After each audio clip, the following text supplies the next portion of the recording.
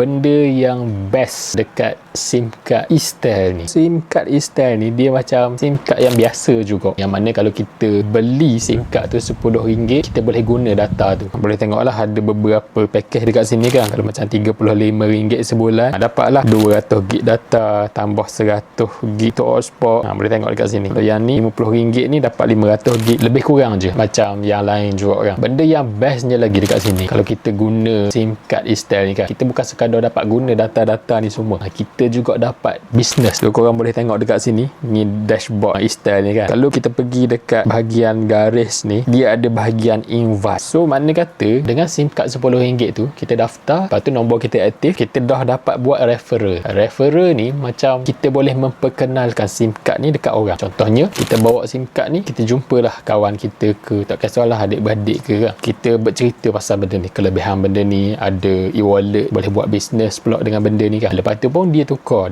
SIM card ni kan, dia guna SIM card ni setiap bulan, dia top up. So bila di top up setiap bulan tu, kita akan dapat commission. Tu secara ringkas lah. Sebab apa kita dapat? Sebab tadilah dia dah register dengan ID kita tadi ni, kita dah bagi masa dia register SIM card ni, dia dah isi kita punya referral code ni.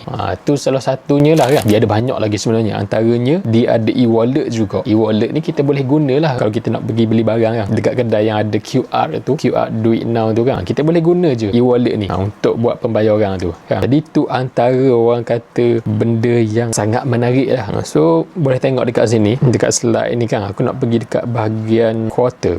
Mana quarter? Ni perkhidmatan akan datang ni. Ni akan datang, dia akan wujud eSIM ni, SME ni mungkin pinjaman kot. Postpaid akan datang, akan ada postpaid, package peranti. Package peranti ni aku tak sabar sebenarnya nak tunggu dia masuk. Peranti ni mungkin ni wifi rumah, sebab aku punya wifi sekarang dia start slow dah. Dia habis kontrak je dia start slow dah. Tu masalah. Lepas tu dia nak suruh sambung kontrak baru tukar modem apa semua tu. Mungkin salah satu cara dia nak upsell aku kan, dia nak suruh orang sambung kontrak. Ni kalau ada wifi rumah ni memang aku tukar terus lah. Sebab line sini pun laju juga, U-Mobile sini dekat rumah aku ni. So kalau macam ada wifi ni memang aku tukar. So sangat menarik benda ni. Katakan kita memperkenalkan benda ni, SIM card ni kan, dekat ramai orang. Mula-mula hari ni dia daftar dulu, dia guna line dulu. Lepas tu bulan depan package peranti ni masuk. Contohnya lah dia jual phone pula. Lepas tu orang yang daftar SIM card ni tadi dengan korang, dia ambil package peranti ni, dia bayar 150 sebulan. So bila dibayar tu, korang akan dapat commission lah. Peranti ni tak pastilah berapa persen commission dia akan bagi. Rasanya ada commission. Kalau macam top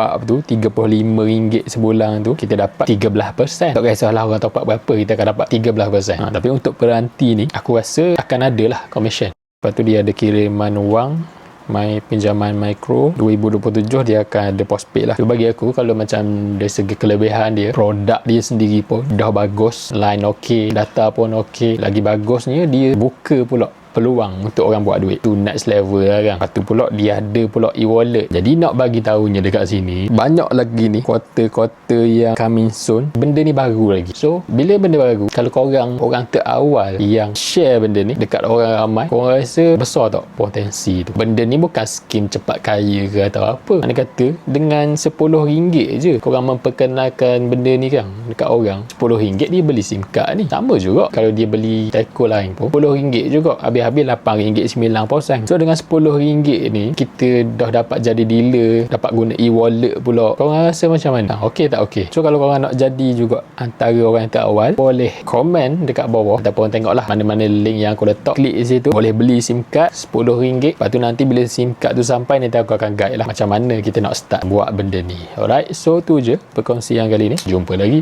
Assalamualaikum.